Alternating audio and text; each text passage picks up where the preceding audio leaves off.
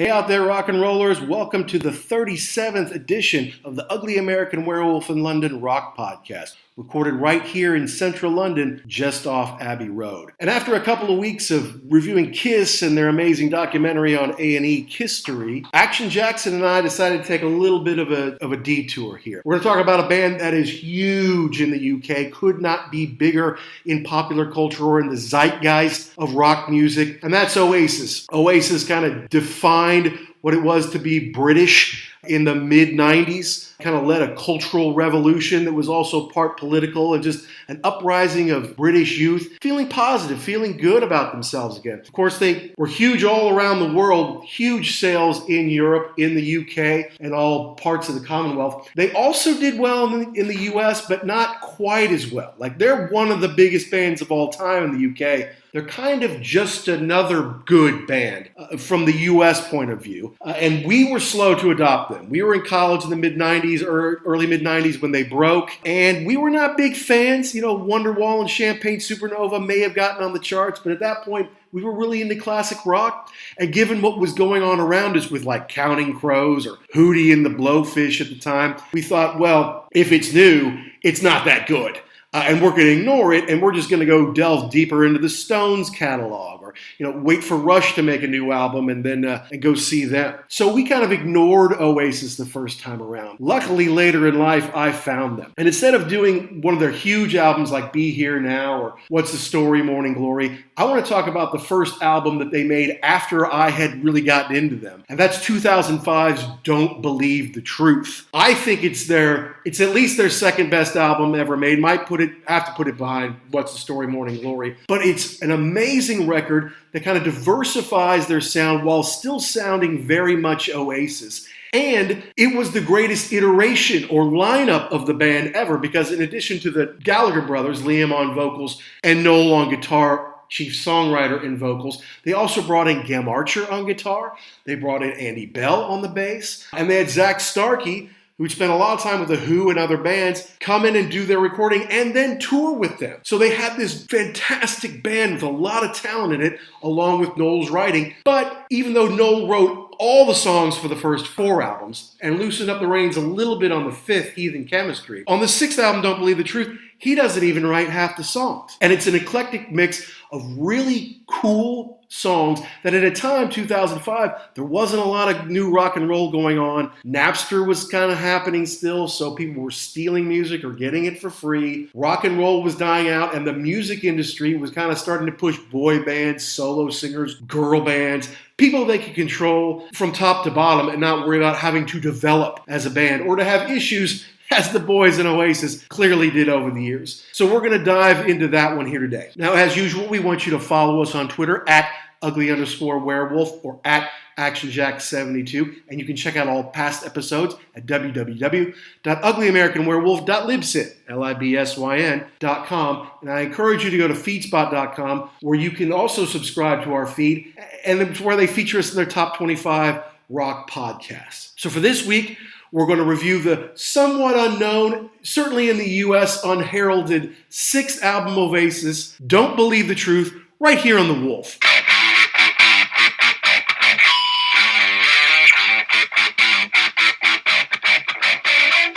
So Oasis is a band that really kind of hit it big while we were in college, Jackson, but we totally ignored them. At least I did, because I was of the mindset at the time that if anything new comes out, it automatically sucks. Or, if kids my age like it, it sucks, because they're the ones who are pushing Hootie and the Blowfish up the charts and the Counting Crows and all those bands that at this point in time from America are really kind of afterthoughts, or they weren't that big of a deal in the long scheme of things. I don't know, is that the way you kind of remember it?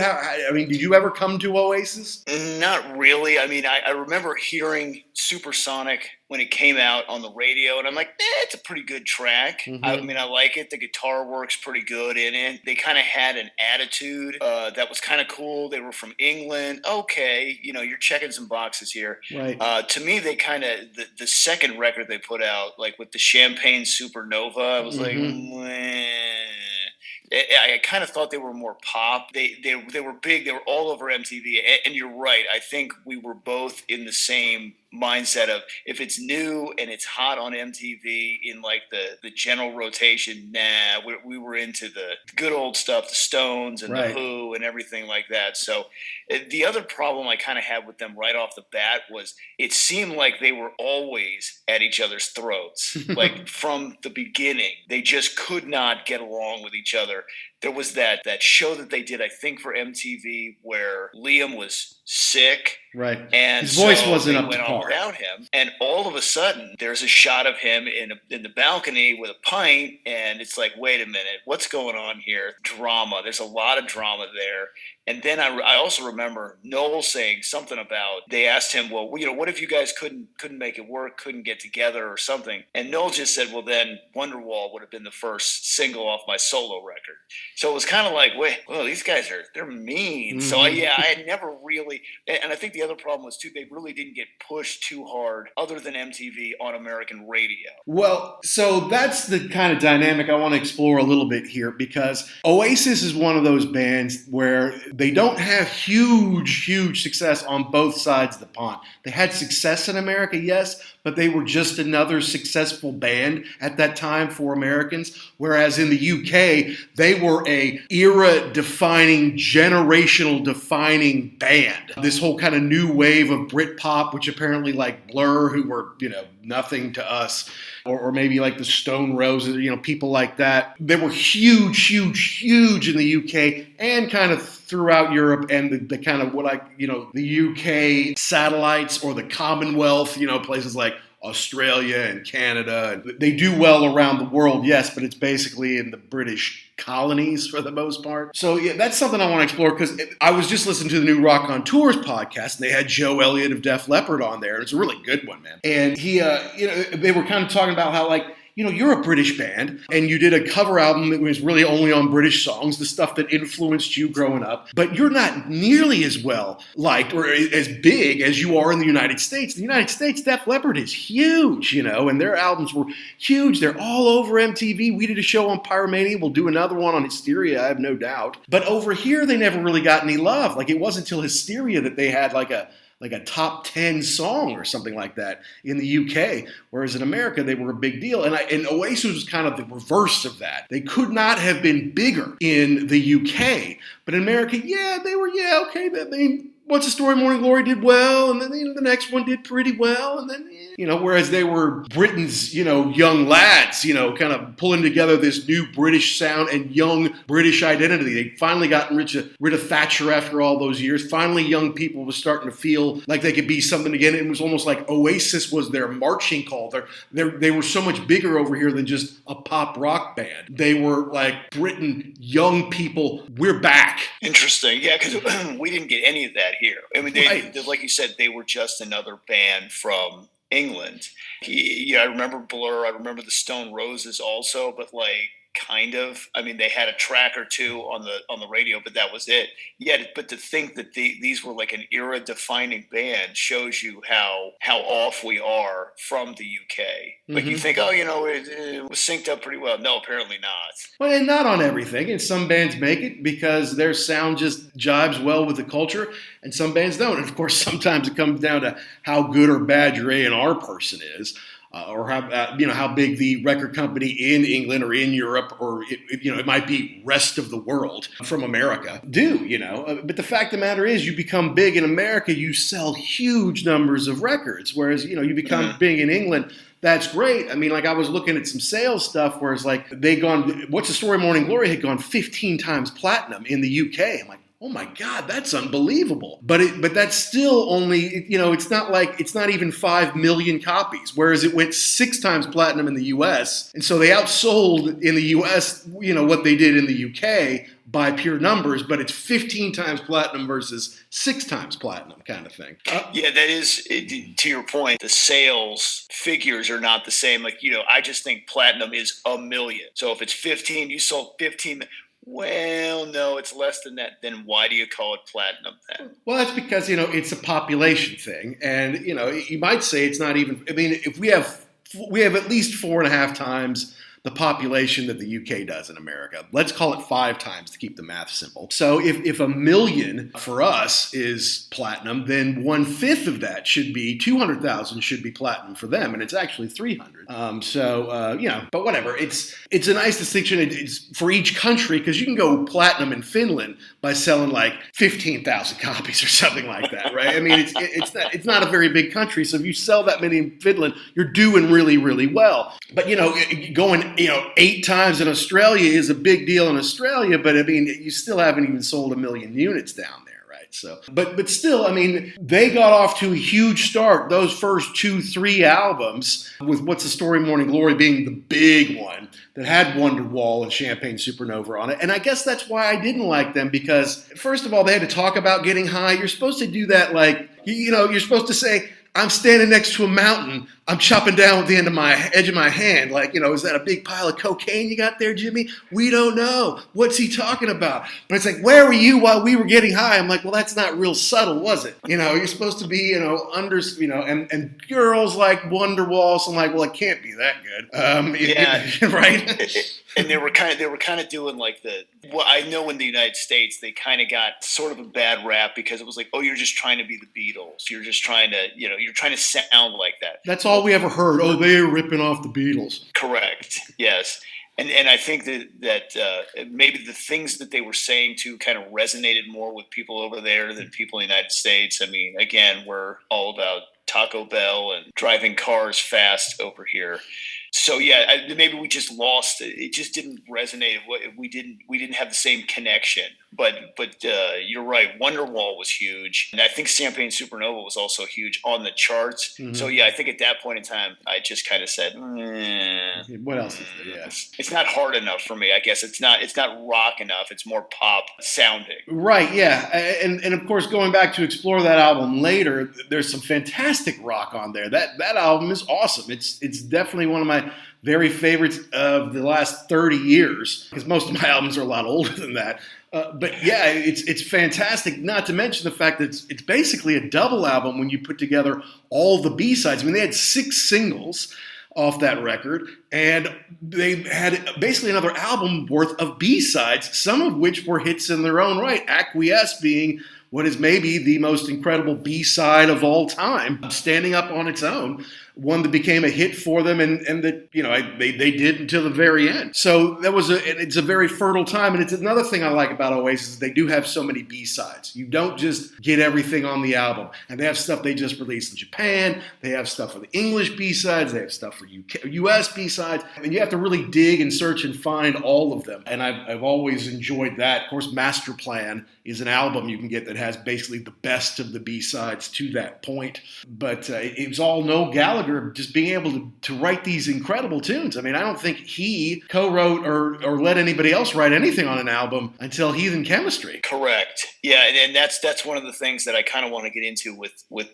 Don't Believe the Truth, because he did run the show for a long time, and I think maybe that was something Liam had a problem with, being a employee almost. Here's what you're going to sing, here's what you're going to do. So I think that may have added to the tension, and I think part of it was, if Noel could sing. I mean, he can sing. Don't get me wrong. I mean, he's got a pretty good voice, but he doesn't have that frontman rock star voice. If he had that, and on the flip side, if Liam could write the songs, they would have never gotten together.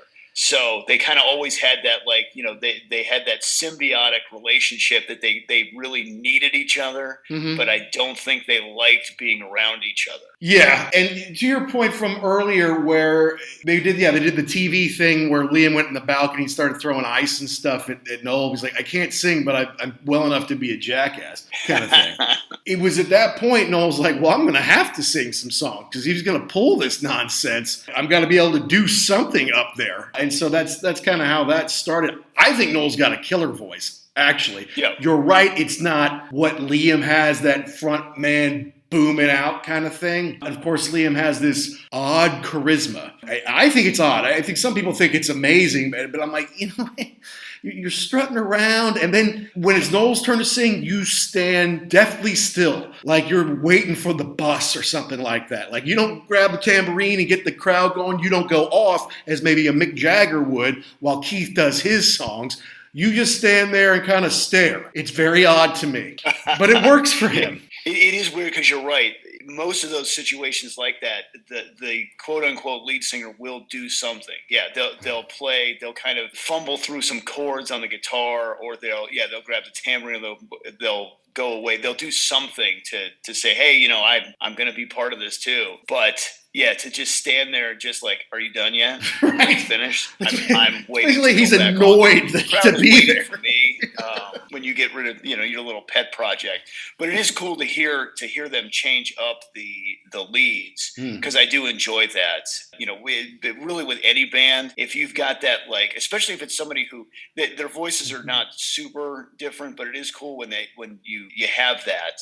Like we were talking about Kiss last week, the Peter Criss songs where it's like, okay, that's a totally different voice. Right. Do you want to hear him sing every song? No. But the one or two on the record, it's a nice change of pace. I agree. Yeah, no doubt. So I wanted to kind of take that kind of, how did you come into Oasis? Because that's how I got to Don't Believe the Truth and why it's so big for me. It's kind of my new entry point to Oasis. So Oasis had been there, obviously, for about 10 years. I'm living in Louisville, and one night, I'm out with friends. I think it's like a Saturday night. So I go out with friends, have a couple of pops. I'm driving home midnight-ish, something like that. And I hear a song on the radio that's really awesome. And I think it's Oasis, but I'm not 100% sure. But I'm like, oh my God, that's an amazing song. What is that? And so I go home, and this is during the heady days of Napster, where you could find anything, and music was basically free. And, I said, give me some Oasis. So I start downloading some stuff to see what it is. And then I start listening. Okay, that's not it. Okay, that's not it.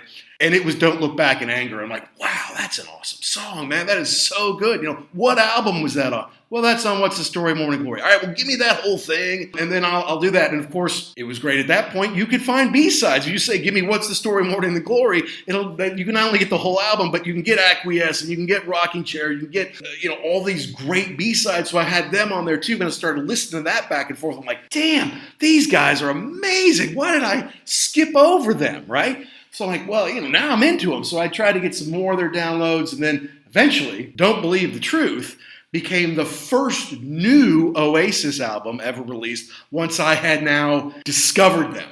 So it was the first time where I could get excited, like, oh, hey, new Oasis album coming out. Cool. I can't wait to pick it up. I can't wait to see what the new songs are and all that. And me, I like to get the deluxe edition anytime we can. They released one. It was on CD, but it was also on DVD audio, which you could flip it over. It was one disc. So the CD was on one side, DVD audio was on the other side, which is basically you just played through the DVD player on your stereo. But it also had a cool video, which I think you watched, where it kind of introduced, they're kind of sitting there, the four of them really, talking about how they wrote the songs, how they came together, all that kind of stuff. And the DVD audio, I don't know, I had it through some good speakers, that's for sure. It just sounded so clear to me. It sounded so good. I listened to it over and over. And I don't know, I felt like it was an amazing new album, and I hadn't been hearing much new rock and roll at the time, 2003, 4, 5. Coldplay is one thing, but like this is more my speed. And I don't know, at that point I'm like, now I got to go see him play. Well, that is always cool when you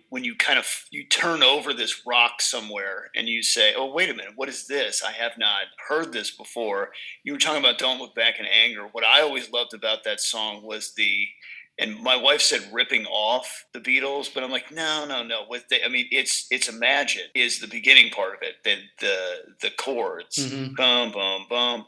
But then they go into their song. It's not ripping off. It's a tip of the cap. It's the we love you. We're giving you a little shout out there. So I always thought that was cool. And I think that was the first big single that Noel sang.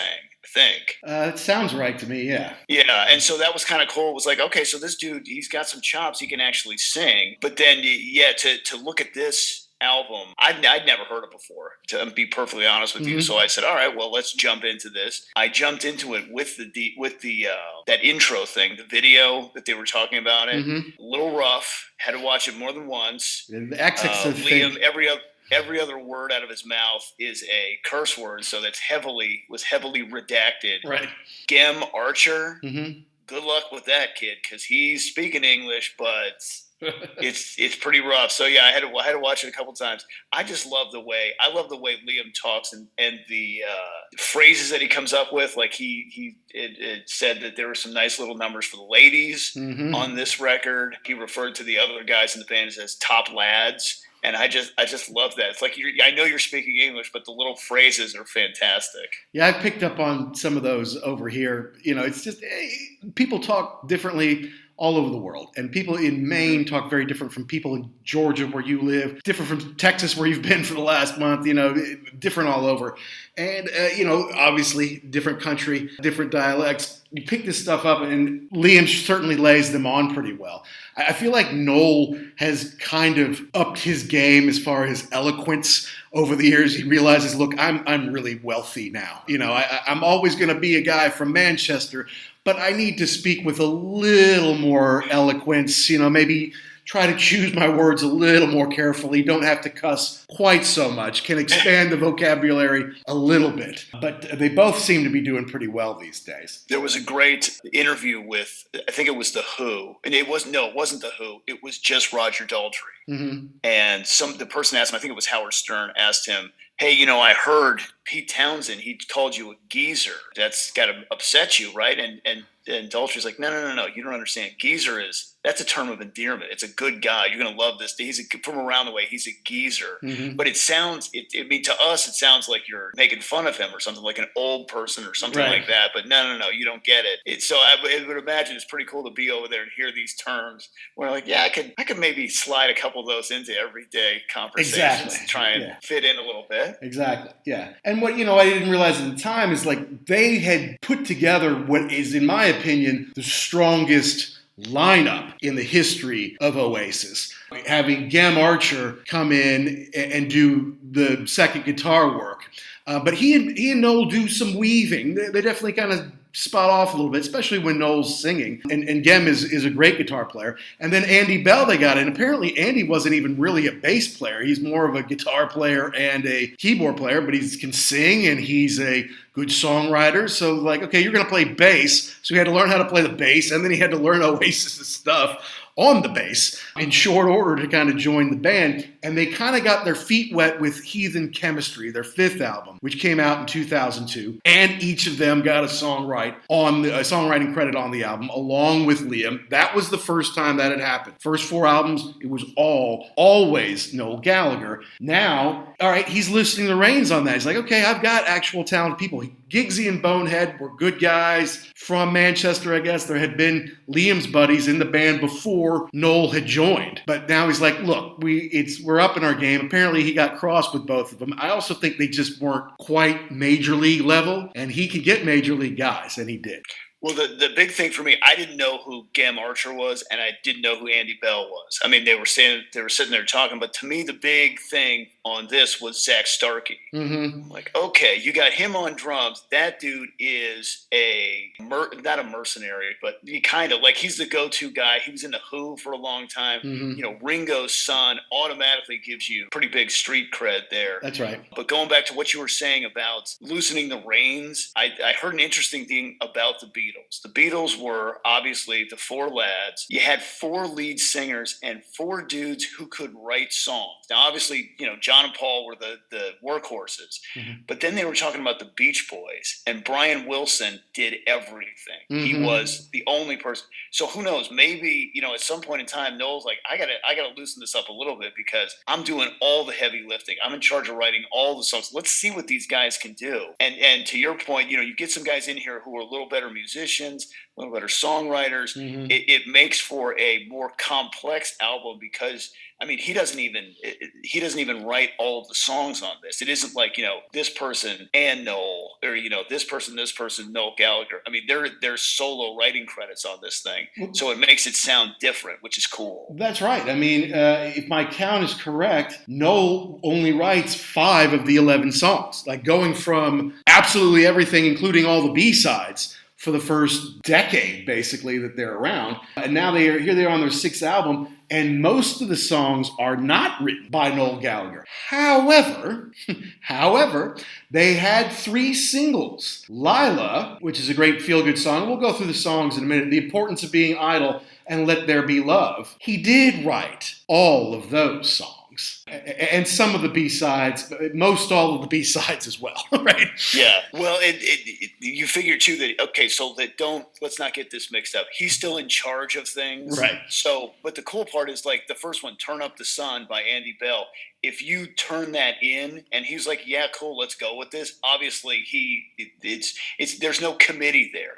He approves it, and then it goes on the record. So it's got to feel pretty good that it gets past that and on, because I think every person on here has got a writing credit. Yep, absolutely. Every member of the band, so that's pretty cool. But yeah, that is funny how, to your point, there's songs on the records, and then there's the singles, which will be my songs. Thank you. Thank you very much, yes. But no, I thought it was great. What was interesting to me in the documentary is you could see that Dave Sardi saying, like, this has been cobbled together. It's not like they went off someplace and they had all these songs and they worked it up. They got to do gigs in France. All right, so then they'll book a little studio time here and do it there. Then they're going to go back to England. Then they're going to go to the second studio. Then they're going to, wherever they are, they're just cobbling this thing together from pieces everywhere, because usually a solid album like that, it doesn't, you might be in a couple different places, or you might mix it in one place and do recording elsewhere. It just seems like they usually get in one place and get it done. Whereas this, it seems like they were never in the same place for a week or for 5 days, but still they kept carrying the tapes or carrying the files around with them, and they put together something. I think it's their best album since What's the Story, Morning Glory. I did not care for Standing on the Shoulders of Giants much, and I think that the band was falling apart in some ways at that time. Heathen Chemistry was their next step forward, but it wasn't quite there yet. Every album has a few songs for me. Out of the 7, it's this one. It's Don't Believe the Truth and What's the Story, Morning Glory. Those are the 2 Oasis records that I go to when I want to hear Oasis. Well, it's interesting too that you were talking about how they kind of cobbled this thing together. There really is no recipe for success here, because I mean there have been great albums where they've had all the music written, they go in and just record it, it's fairly easy. There have been great albums where they kind of don't really have anything, and then they go to the studio and find some stuff, and then there's stuff like this where you just take bits and pieces and you just make it work. So I think that probably comes back to the team that you put together, and the producer and everything like that, how much heavy lifting they're going to do to come up with the final product, these 11 songs in this order and sounding all the same. They just made it work. You just make it work. Well, I mean, Zach Starkey is the best drummer they'd had, certainly on any of their albums. He's top notch. I've seen him with The Who. I've seen him with Oasis. We'll get to that. But he's awesome, and they finally had him. And of course, they put him in the videos, as if you've got Ringo's son, might as well put him in the video. Oh, sure. I think it's kind of strange that they don't. And I don't know what the situation was, that he's not really part of the band. I mean, he's on the record. They credit him, but I mean, he's not. He was a gun for hire on those deals. Right, and he wasn't really in the band on the next album, really, or he certainly didn't tour on the next tour. But maybe the Who were back together at that point. I don't know. He's certainly in demand and could take whatever's best for him. I bet it was fun for a while for him because he is such a studio musician. Yeah, he's played big gigs. You play in the Who, you play big gigs, but you're playing to old people. If you were playing Oasis, there'll be a young crowd, there'll be a different energy, and while they may not still be in their heyday in 2005 and 6 like they were in 94, 95, 96, and 97 and there, it would still, I think, be a lot of fun to do an Oasis tour, man. Yeah, it would be more of a rock star tour. You're right. The Who is they're gonna sell tickets, but yeah, there's gonna be a lot of people sitting down at the Who shows. Yeah, exactly. These days, and yeah, it's just a younger, more energetic deal. And again, he can do whatever he wants at this point in time. It's pretty cool, that story about how if you didn't know who he was at all, you say, okay, this guy's pretty good, a pretty good drummer, pretty good musician, Mm-hmm. and then to know that he is the son of Ringo Starr, because you figure how many people that were the son of somebody else, they were like, yeah, they never really, they did some stuff, they pretended to be a thing, but they never really were. It never lived up to the hype. This guy definitely is the latter of the two. He's standing on his own. He's Mm-hmm. a great musician.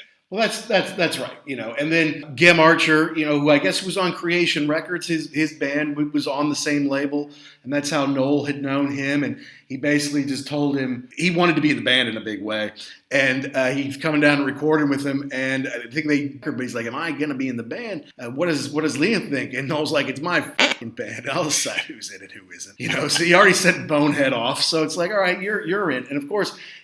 Gem, who, look, after Oasis broke up, basically everybody who is in Oasis who wasn't Noel Gallagher went on to form BDI. And they made a couple of records. That's Gem and Andy and Liam. Yeah. And I think Chris Sherrick, who had been their touring drummer after Zach left, they all kind of went and did BDI. BDI had some really good songs, but, Noel went off to his High Flying Birds once BDI pretty well fell apart. Gem came back and is now a member of the High Flying Birds, and Noel welcomed him back, and I've seen him play now with the Birds, so they're still on good terms. But having Andy and Gem in there, who can write songs, who are creative artists in their own right, they can contribute stuff on different instruments. The harmonica on, is it Mucky Fingers, is Gem, with Noel going, give me more, give me, and he's just wailing on it, So you put enough talent around, not just my old mates from back in Manchester, but let's get the real talent here, and it can bring out all this amazing music. Yeah, I think it was interesting that, like you said, when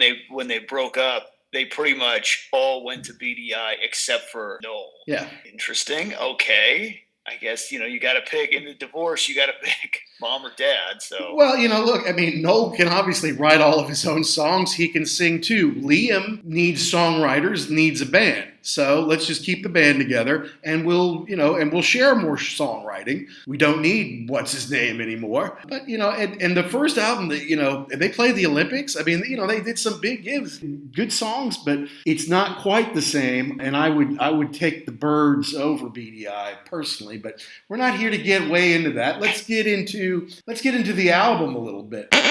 Please check out this word from our sponsors. Oh wait, we don't have any sponsors.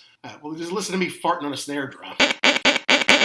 We'll kind of go track by track here. Start off with Turn Up the Sun, an Andy Bell write. Great way to open an album. Strong, powerful, pounding, but still, Turn Up the Sun, that's upbeat. Yeah, I liked it. You're right. It's a good track to start the record with. I think that it's interesting that it's an Andy Bell only written song, so it's going to sound a little different. It doesn't sound like it's not Oasis, but it also kind of sounds a little different, which I think is interesting, loosening up the reins a little bit. But it's a good track on its own. I agree. No, it stands up on its own. It's kind of the ringing guitar at the beginning of the end. It's not exactly what Oasis is known for, more the big, fatter chords, but it turns out great, and it was a great way to open the show, too. Now, I think they should always open the show with Hello off What's the Story, Morning Glory. I think that's a killer big track with big old riffs. Gets people going. You're saying hello. But, Turn Up the Sun was a great way to open the show. I'm glad I saw him do it. Now, then they go into Mucky Fingers, which is more of a straight up brum, brum, brum, kind of in your face a little bit. But again, great lyrics by Gallagher. He doesn't just come up with the right music, with the right tunes, the right chord progression. He can put a lot of good, he can put you in the right frame of mind in just a phrase or two, it seems. He can create a world briefly with his words. His lyrics are underrated in my opinion. And this isn't like a real deep song. You get your mucky fingers burned. You get the truth from the lies you were learned. But it's still smart in a lot of ways. I don't know. I just think he's sharp. Yeah, I think he is, again, going back to the whole, they were, popular kind of on pop radio. I don't think he gets enough credit as being a songwriter. The turn of the phrase, this is not Imagine. But then again, they don't all have to be. Right. So, but it is, I like the song, and it is, the more time that you listen to it, you kind of appreciate it more. Yeah, I agree, and it's in your face. I mean, you can't say it's not a rocker. You can't say they've gone too soft if they're doing this song. Right. And the great harmonica in the middle, it's better than a wailing guitar, man. I think it fits it perfectly. And I don't think I don't really remember too many harmonica parts on Oasis songs, so that's kind of a cool change of pace. Also, you're throwing something else in. It's not that it doesn't fit. It's kind of new. It's different. It makes the song stand out from the others. Yeah, and it sounds like a train when he's wailing at the end there. Yeah. A little chug on it. I love it. Good, another killer one, man. And then they get to the big single, the big first single, Lyla, which is a sing-along Oasis song if ever there was one, right? I had never heard this song before, and the first line of it, calling out, I'm like, that's Street Fighting Man. I thought they were going to cover that. And in the song, that's like Don't Look Back in Anger. That's a tip of the cap to the Stones. We love you. Here's something that sounds quite a bit like it to pay homage to the boys. I think that's anyway. interesting. If you told me it wasn't, there's no way that you did that on purpose. I'd never, and as many times as I've heard that track by the Stones, I never put those two together. Action. So that is interesting. Good to, and I've never heard that. Here's the thing. Noel will often be like, I was listening to Doors when I was doing it, like, yeah, because you ripped off 5 to 1, I can hear it in the song, man. It's obvious. It boom, boom, boom. Yeah, I know what you're doing, but that's one that kind of slipped past me. So I'm not sure if you're right or wrong, but that's a good call by you. Interesting. And the first couple, it sounds like on this record, they got. There is some Beatles stuff on here, but I got a lot of the Kinks too. That just kind of that not anything like Lyla, like that, not that straight ahead, but just kind of like that. The Sunday Afternoon song by the Kinks. Oh yeah, like kind of like that cool like vibe to it. So yeah, but like I said, I thought he was covering Street Fighting Man on the first line from Lyla, Gotcha. and then it was calling out. Oh no, okay, this is your own song, but that's cool. Yeah, no, but this one's to get people up, the crowd sing along. That's right. Yeah. Put the big lights on, flash Lyla, on each one. Eyeball Tickler though was the B-side by Gem Archer, so Gem got a little bit of play there, and it's not a bad song. It's definitely a B-side if you ask me. But then they also have Won't Let You Down as a Liam song. That was part of the digital download or part of the CD single, and then I guess in the UK DVD. There was Can You See It Now, which was, I think it was a Nolan. It's basically an instrumental. Okay. I think at the end you say, Can you see it now? I can see it now. Can you see it now? But, it's basically an instrumental. But, I think it did pretty well for them. Went to number 1 in the UK. That's a big deal. Got into the top 10 all over Europe. Sold, hundreds of thousands. And they had a video shoot where there's a girl who's kind of in a tough relationship. She's in black and white.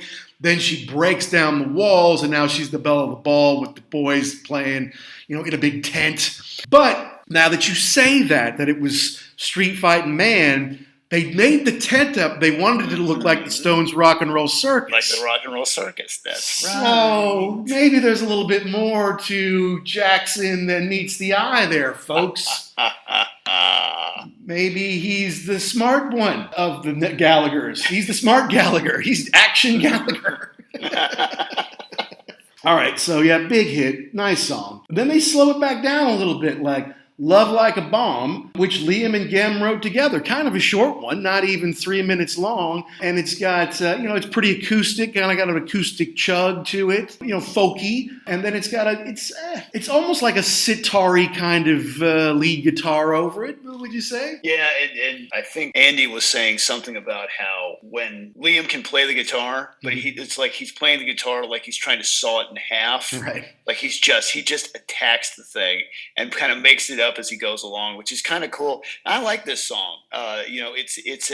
it's Liam and Gem writing on their own. Mm-hmm. I like it. It is short, but it's kind of. I think it could have been a single off the record. It's got a catchy hook to it. Bum bum bum bum. Oh, I agree. Yeah. Okay. Yeah, I think Gem has good lyrics. He's solid, and Liam delivers them well. So blowing my mind. But it's so it's got a little psychedelia still in it, maybe between the blowing my mind and the guitar part. I think it's well done.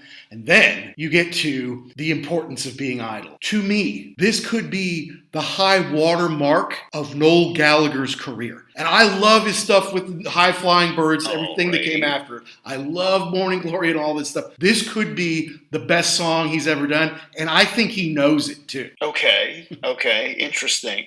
To me, this one sounded like the Kinks. Yeah, no, this is a great song, and written by himself. I don't think he's got. Let's see. He doesn't write with other people, generally speaking. Yeah, it's all him. Yeah, he writes. No, yeah, I like this song. It is cool. This one stood out to me also as it's a nice change of pace. It's not like Love Like a Bomb, mm-hmm. So we're changing gears again, which is cool on the record. I like when you do that.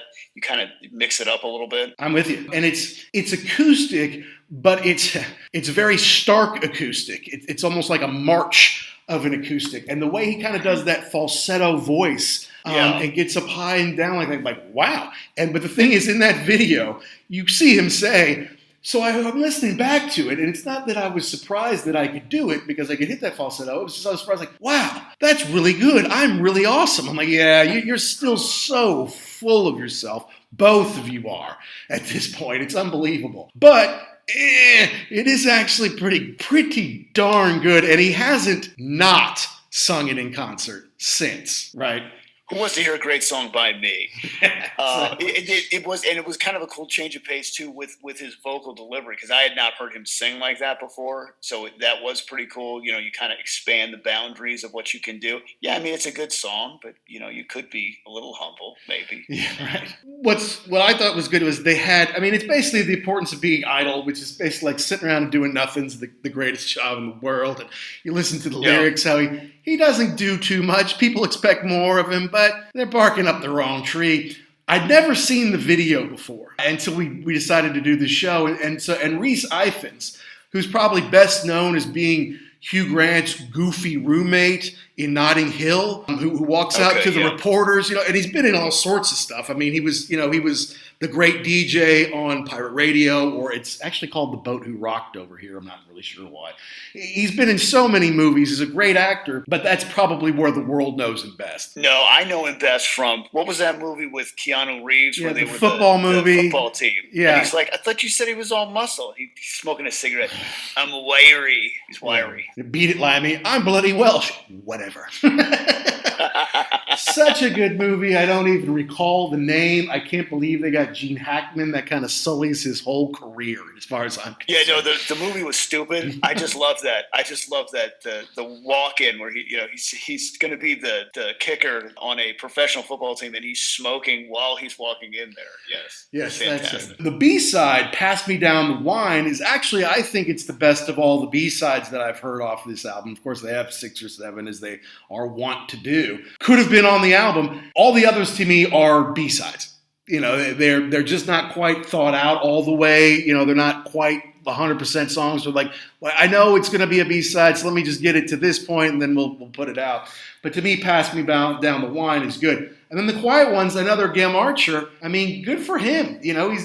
He may not be writing the singles, but his B-sides are getting on the singles, right? So, excellent, right? Absolutely. Yeah, to have your stuff included. And I think over there, even though they're B-sides, they get a lot more attention than they do in the United States. If it's a B-side in the United States, forget it. You're never going to hear it. You're never going to hear it. No. But you might hear it somewhere on some radio around here. Absolutely. And so I think that kind of, obviously this is a CD, but to me that wraps up kind of part one. Maybe not side one, but part one of the record. Okay, that's big time. Moving on to "The Meaning of Soul." Here's a little Liam song that's right up in your face. Boom, chaka, boom, chaka. It's like a little train coming at you. And then Zach's got those drums. Boom, boom, boom in the middle. It's not even 2 minutes long. It's about the shortest song recorded in the last 30 years. And the cool part about this was, and this was from the video, I guess he was I don't know if it was Noah or was Zach, was a big fan of DJ Fontana, who was the drummer for Elvis. And they showed Starkey recording it, and he's got a Wheaties box on the stair, and he's beating the Wheaties box with, I think, wooden spoons to get that real, like that flat thump, thump, thump, thump, thump. That's pretty cool. It is cool. Stuff like that. I don't know. I would have never guessed that. I don't know. I don't know that much about playing the drums. But to think about that now is no. It's not sounding right. What else can we do? Okay, no, I need flatter. Okay, what do you got? Cereal box. Okay, let's try it. That was pretty cool. I like that. And now that I know that, when I hear it, I think of him beating on the Wheaties box with the wooden spoon. Well, that's fair enough, but straight ahead rocker. It fits in well on the album. We're more than halfway through here, and there's no clunkers yet. All pretty darn good songs. Now the next one, Guess God Thinks I'm Able, is another Liam. It's kind of the last Liam Wright on the record, and it's got some nice guitar on it, but it's not my favorite. I'll say it that way. Yeah, it's okay. It's kind of one that I wouldn't skip through it if I was listening to the album. But yeah, not one of my favorites either. And it's a little Beatlesque, some of the chorus and stuff like that. It's not a bad song. I would not call it a clunker, but it's kind of like not bad. What else you got? And the next part of the cue. Now, see, I think this is a brilliant song. It's a brilliant Noel Wright part of the cue. I think that's the best song on the record, in my opinion. You think so? It's a real hard left turn. It's nasty. And it's just about, you just get that, like, you're living in this big city, but you're invisible. Like, you've just kind of lost your way. There's nothing for you. You don't know who you are or where you're going. And it's just the whole thing is just disgusting. And I love it. It is, right? Yeah. And it's kind of a coming of age, like, how did I get here? I can't believe I'm not going to die like this, am I? Kind of looking back on what his life could have been if he hadn't taken the rock and roll turn, right? Yeah. And to think that, again, you're part of this thing. You live with a million people, but like, if you disappeared tomorrow, would anybody really miss you or know that you were gone? Because you're just a cog in this giant wheel, and that it kind of weighs on you after a while. Who am I? What am I doing here? Right. Every day is the same. I'm clocking at the same job. I'm buying groceries at the same supermarkets. Like, what am I doing, man? Yeah. Yeah, and it's dark and it's cold too, and the way that London is a dark, cold place for most of the year, and it just kind of Manchester's worse. Manchester's worse. It's just a little further north. It's just a little less sun, just a little colder during the wintertime, no doubt about it. Now, they used this song in the movie North Country, which was a Charlize Theron movie. I think it's based on a true story about a woman, who worked in a coal mine and had to battle, sexism and the way things were in the country back then. And I seem to remember it being like in a TV ad on the TV. I'm like, I heard the song, like, oh, that's Oasis. I'm like, well, now I got to go see that movie. And it had Woody Harrelson and Sean Bean, who I really like in it. And then what's her name? Frances McDormand, who just won yet another Oscar. Is she won 3 now? She won 3 Oscars? She could have, yeah. She's pretty good at what she does. Pretty big time, yeah. So, but I don't recall it being in the movie. I remember being in the ads. I'm sure it probably was in the movie. I just don't recall. They probably didn't use it that much. But I agree. I don't know if I agree with you. It's the best song on the album. I think it's awesome. I think it's one of Noel's better works, and it's why he only needs 5 songs on the album. If they're all the singles plus that Mucky Fingers, my God, man, he's done his job. Yeah, absolutely. And like I said, it's a nice change of pace. It doesn't sound like anything else on the record, and so it's a little harder and it's a little more raw, and that's why I like it. I like it too. I think next is Keep the Dream Alive. It's Andy Bell's second contribution to the album, and it's a little. I guess it's a little psychedelic. It's kind of a 60-ish throwback thing. It's a little long for me. It is the longest song on the album, and it seems like it drags. And I don't think it drags. It's just kind of like, I've kind of been here. I've heard that same distorted guitar for a while. I don't know. What did you think of it? Yeah, it's okay. It's not my favorite song, but yeah, it's it fits in with the rest of it. But It fits. I listened to it because I'm listening to the whole record. Right, yeah, not a bad song. It does fit in with everything they were doing, but it's too long. It can be cut short. We can cut some of that out of there, I feel like. We can find it somewhere. But next, A Bell Will Ring, the only Gem Archer, solo song, right? Because he did Love Like a Bomb with Liam. Bell Will Ring, positive song. Liam delivers it pretty well. Andy Bell said it was his favorite lyrics on the whole record. They were talking too about how, a bell will ring. What does that mean? Does that mean you get hit in the head and the bell ring, or is it Andy calling you? The bell will ring.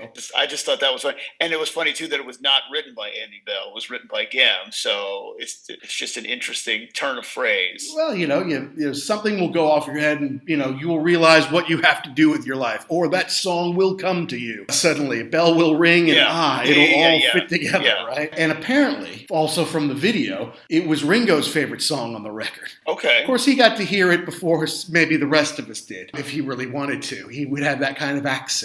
But Gem's like, it's Ringo's favorite, which, look, if you find out that one of the Beatles likes your song the best on a record, while, that his kid's playing on and that Noel Gallagher's writing songs on and he likes yours the best, that's a pretty big charge, man. Yeah, and to me, this sounded a lot like Revolver, too. Just kind of that Revolver era for the Beatles. Mm-hmm. And so, yeah, you're right. If Ringo likes it, that's kind of your, little... I know you wrote most of the songs on the record. I know I'm just one of the dudes, but Ringo liked my song best. He liked mine best. So take that. Yeah. And then it ends up with the last single, Let There Be Love, which is very Beatles-esque. And they do share the lead singing here.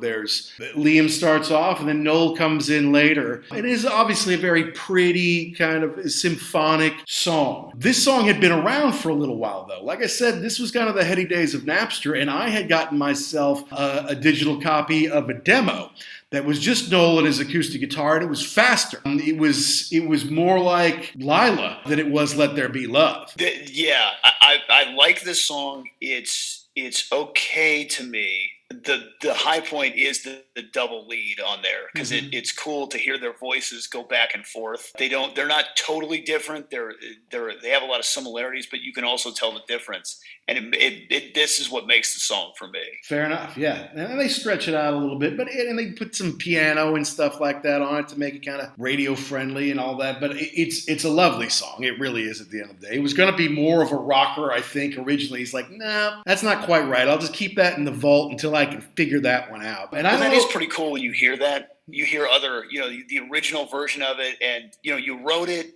You liked it, but you said, I like it, but it's missing something. Mm-hmm. Something is wrong with this, or something needs a little more polishing. And then to hear it in its final version is pretty cool. Okay, then you mess with it a little bit. Okay, here's what it needed to be. I got it now. Right. And I don't know if that was all him or if it was working with Dave Sardy, who produced the record, and he went on to produce the next record and the first Noel Gallagher's High Flying Birds record. And now he's worked with all sorts of stuff. I mean, all sorts of people, including, The Who and the Rolling Stones and Nine Inch Nails, and just an incredible who's who of rock and roll, while still doing some smaller ones. But then he also did, some music scores to like Zombieland and Ghost Rider and that movie 21 about the kids from MIT who went to Vegas and were so awesome at blackjack. They basically counted cards to become pretty wealthy.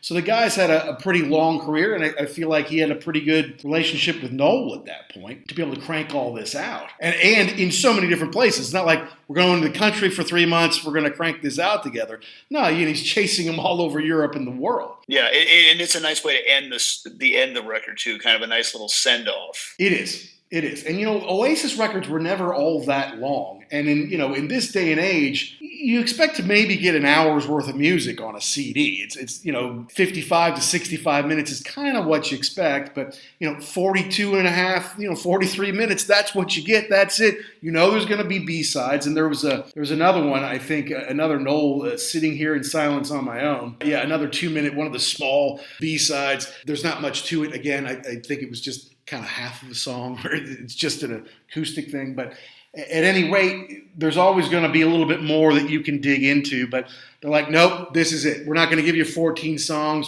You get this. Here's the 11 songs. Yeah. What's the Story? Morning Glory was basically only 10 songs. I mean, there's a couple of, less than 1 minute kind of go-betweens between songs there.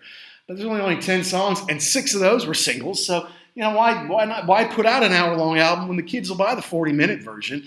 And you're going to have big songs anyway. So, yeah. So after I heard this, I'm like, oh, my God. And I listened to it, Jackson, over and over and over in 2005 and 2006. It was my go-to. Went to it over and over. So when they toured, I had to go see them. And I'm so glad that I did. And that's always the wild card, too, with something like this. Especially for these guys, like, you put the record out, okay, show's coming up. Is everybody going to be there? Are they going to be happy together tonight? What am I going to get out of this? Right. So I'm glad that you had a positive experience with your show. Well, it was great. We saw them near Cleveland, Cuyahoga Falls. It was a big amphitheater, and we didn't have the best seats in the world, but we were kind of in the middle, and underneath, not on the lawn, but had actual seats. And they played, They played more than half of the new record. I mean, that's the thing. It's great when you go see a band and you love all their old stuff and you're like, okay, we're going to have to sit through 4, 5, 6 new songs. But when you go see a band and like their new album you love and it's awesome and it's their best in years, like you can't wait to go see those songs fit in with all the old classics, Mm-hmm. And that's exactly the way it was. And, how old was I then? I was in my early 30s. And then I saw some older people there, but then we sat next to some like high school girls, who were dancing and singing the whole time, So it's like, yeah, it was good to see, like, not just because, let's face it, most of the bands I'm seeing at that point are older bands, and I'm the young guy there in my early 30s, right? Mostly people in their 50s and 60s and stuff like that. But to go see a band, a rock band, and I think Airborne were opening for them. They were awesome. They had just come out with their first album, I think. So it was like, yeah, man, a cool young rock band with a young crowd who's going to be up for it. And it was packed. And they played big hits. They played the new songs. It was great, man. I was like, damn, that's great. When they come back again, I'm going to see them again. And I did. So the thing is, the next time around, they played theaters. They didn't play big amphitheaters where you could play to 10, 12, 15, 20,000 people. They're playing like 2,000 seaters. And so I once again, I went to see them, at the Taft in Cincinnati and at the Murat in Indianapolis. I think I was supposed to go see them again. Somebody got me tickets, got me the promoter or whoever down there, tickets to see him at the Ryman. And I was going to go again, which would have been awesome. But it was like the next day I had to participate in a funeral. Like I had to be a pallbearer. And I wasn't going to be able to take the she-wolf who got a discount at the hotel right across the street. So it was going to be prohibitively expensive for me to go. So I was going to have to drive home that night. So I have to drive 3 hours home. If it's 1.5 hours, that's one thing. But it's 3 hours and I lose an hour going from Central Time back to Eastern. So you're talking about getting home at 3 in the morning. I'm like, yeah, I just seen him twice. Do I really need to see him a third time? And technically, I've already seen him 3 times. So I'm like, do I really need to see him again? No, don't risk, having 5 pallbearers because of you, right? Yeah. Just go ahead and skip it. But I mean, to me, that was an amazing tour, and I think the tour did really well. The next album, Dig Out Your Soul, which of course I was excited about as well, really kind of missed the mark for me. It's just kind of surprising to me. It's like, really, you do one that's so good. You've got this band back together again. You got these great songwriters. And it was just kind of, to me.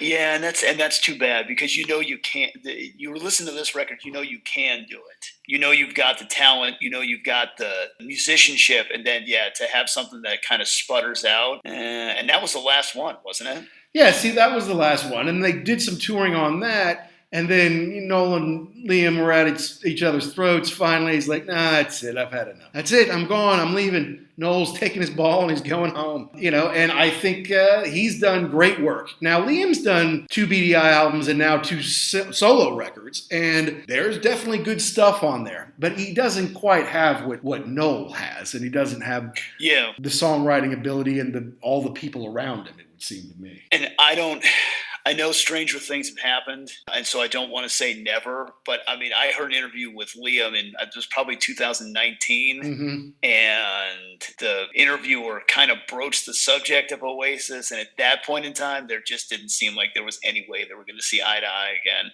Just not. They have not spoken since that night in Paris. Since they had the row that broke up the band, they have not spoken. Now, from what I understand, Liam has kind of gently reached out a couple of times, and Noel has still he wants nothing to do with him. Noel is insanely rich. Noel is wealthy. Noel, lives in a mansion and has a chauffeur. He can't drive, but he has a chauffeur and several cars, He's remarried again. He has kids in school. He's making great solo records and gets to work with whomever he wants. He doesn't need Liam. It would shock me. I mean, I always say give people enough time. Eventually, the dollar signs are going to be big enough. And eventually, it will happen. I don't know about this one. And, they love Johnny Marr and the Smiths. Johnny Marr's never bowed to that pressure, or bowed to it, I guess. Now, of course, part of it's Morrissey, and Morrissey probably doesn't need the Smiths either. But, they've never done it, and I don't think that's ever going to happen. So, I don't know. They're still relatively young. They're just in their 50s, early to mid-50s. Maybe they get in their 60s and mellow, and they say, all right, well, let's just do one more, rake in all that money, and then we never have to see each other ever again. People will stop asking you about it finally after 20 years or whatever it'll be at that point. But and with something like that, they probably wouldn't even have to put out a new record. They could, if that much time, because you don't really care at that point anyway. You're just looking for the hits. But just to think about how big this band was for the people in the UK, kind of the voice of the generation, and to have them not even speaking to each other and their family, it's just kind of sad to me because. What was it that was really that bad? I mean, you had your differences, but what was it really that you would never talk to your brother again? That's insane to me. But when they're sharing a room and your brother broke your favorite record or he sold your favorite toy, or it all builds up, in all these little straws, and eventually it's like, did I ever get out of that 2-bed bedroom? Did I ever get out of it? Well, he knows he's out of it now. He knows he's out of it now. Yeah, and maybe that's the thing too. Like you said, I live in this giant mansion. I have a zillion dollars in the bank. I do whatever I want to do. Why would I want to put up with that crap? Because that's what's going to happen. It's going to be kissy lovey for the first 10 minutes, and then it's, here we go again. Yeah, now I remember what an ass you are, and I don't want to hang out with you at all, But see, they have kids. So it's like you don't see your nephews. You don't have anything to do with them. I mean, that's a little weak sauce to me. I agree. At some point in time, you have to, for the good of everybody else, you kind of have to put your differences aside. Okay, listen, you bent me out of shape when you did A, B, and C, but that was a million years ago. Water under the bridge. Let's, take what we have moving forward and do something together, repair the damage, get the families together.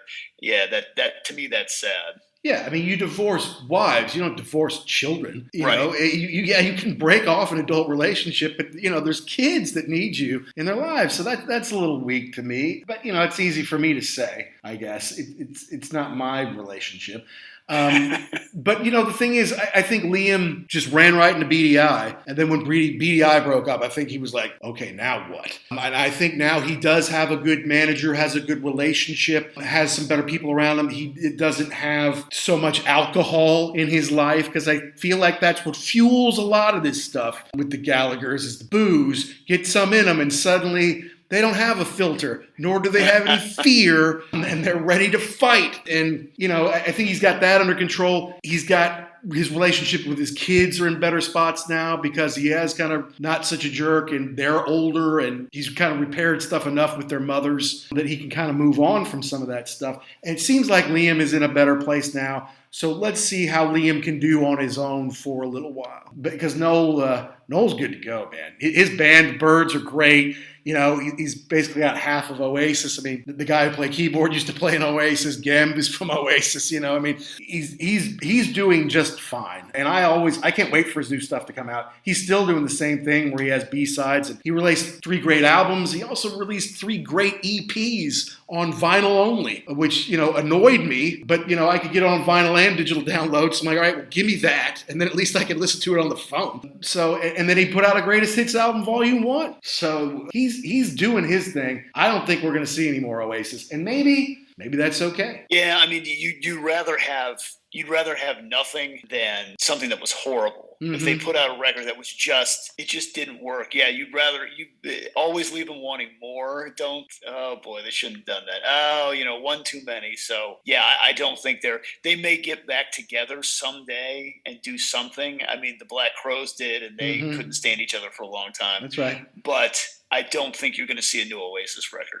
Yeah, and Noel jokes about it. It's like, as soon as the money's right, 50 million quid, Jess, sign me up. Why not?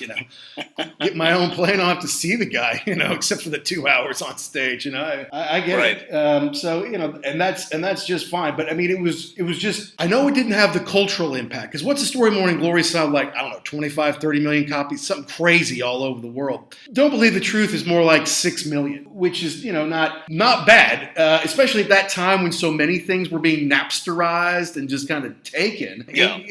It went triple platinum in Britain, which is still a big deal. Nearly 1 million sold there. Couple 100,000 in America. Obviously, it missed out. But then at that time in America, who was selling albums? Was anybody? I mean, I don't feel like anybody was. And I think Oasis was just kind of like, that's not new. And everything had to be brand new at that time, between Napster stealing and just the music industry going, okay, now that music's free, the only way we can make money is we can't take a bet on a band, and try to keep them together and figure out who the solo or the songwriters are. Let's just get someone who looks good. We'll hire a choreographer. We'll hire a singer. We'll hire musicians. We'll hire a producer. And we'll just push them out until the public can't stand them, whether it's a boy band or it's a female singer, whoever it is. Will create these things because bands are too expensive, especially we can't have them not hit. We can't have their third or fourth record then be somewhat of a hit. They got to be a hit right out of the gate. I think that's just the way music went, especially I think Napster pushed it further that way. Like all of a sudden you can't make money on records. You can't support a band who isn't successful right out of the gate. Yeah, which is too bad because, we could spend a whole nother show on the band that they put out a couple records and then, the third or the fourth one, that was the one where they really took off. And you're right, in that dynamic, you're never going to get 3 or 4. You're going to get 1, maybe. And if that doesn't work out, we're moving on. And I wonder, Don't Believe the Truth, it was kind of in reaction to like those early Bush years, right? The conservatives is like, now, God, can we even believe what we see on TV? Which is kind of prescient considering what happened about 12 years later with the new regimes. Like, wow, the truth really doesn't have anything to do with what they have to say anymore. It doesn't even really matter. They don't even try to dress it up in the truth. If I say it, it's true. Like, wow, they were onto something there. Yeah, we've come a long way since the days when you believe things were, if it was in the paper, it was true. Yeah, if I don't like it, it doesn't paint me in a good light. Nah, it's made up. We want to do this show to talk about stuff we love, and if we wanted to gain big listeners, we would probably just do, diamond selling records all the time. But to me, the part is I want to share what I like, and the fact that you've never really listened to this album, like, well, that's a travesty, because if we'd lived together in 2005 and 2006, you would have heard this a bunch, and you would have gone to see them play it, So that's why I thought it'd be a good idea to do a show on this one. Because and that's what I love, because I mean, at this point in time, the stuff that I love, I've listened to 1 million times. So it's cool to get something new. It's like, if you like this, you're gonna love this. Interesting. Okay. I didn't even know they made this record. I had never heard of it before. Exactly. And so, I mean, again, Oasis was, 95, 97 in there. And then in the 2000s, they were still around, maybe? Right. Okay. Yeah. So, definitely a good recommendation. Yeah, well, thanks. I mean, that's the thing. I mean, 200,000 sold in America versus 6 million for What's the Story Morning Glory. And it's basically the same, triple platinum versus 15 platinum in the UK. But, people know that record. And I think more people ought to know this one because to me, it was the zenith of the talent in the band. It was their best latter-day album. It was certainly the best of the last 10 years of their career. And, I just think I was so into it. I'm like, I don't know why this isn't more popular, but I think more people ought to like it. Absolutely. Absolutely. And who knows, maybe, if you listen to this, you could say, I'll give it a whirl, and I think you will be pleasantly surprised.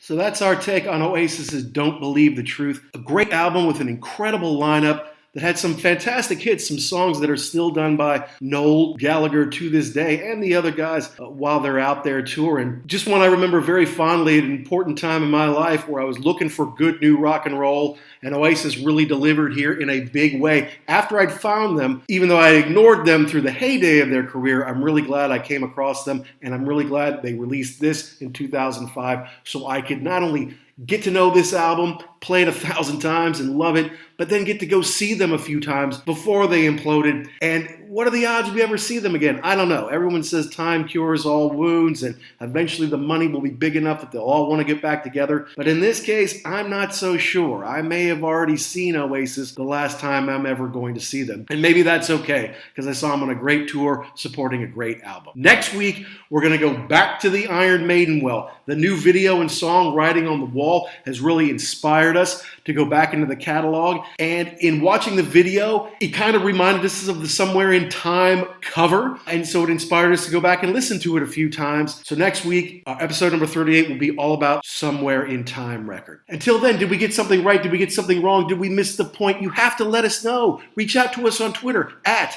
ugly_werewolf or at ActionJack72. Make sure you download and subscribe all past episodes. You can get them anywhere, Apple, Spotify, Amazon, wherever you get your podcasts. You can also get them at www.uglyamericanwerewolf.libsyn.com. Until next week, rock and roll fans all over the world, be cool and stay safe.